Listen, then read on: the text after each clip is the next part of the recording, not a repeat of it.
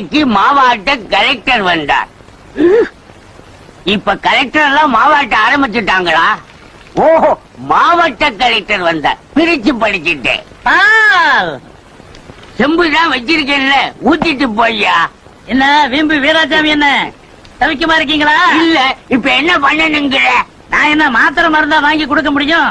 வெளியில வந்து உட்கார்ந்து இருக்கிறீங்களா? காத்து வாங்கவான்னு கேட்டேன். காத்து வாங்கல, விக்க. நல்ல வியாபாரம். பாலை ஊத்திய. என்ன பால் தண்ணியா அடிக்குது? மெதுவா கேட்கப்படாது. பதட்டத்துல பாதி பாலை கீழே ஊத்தி விட்டேன்.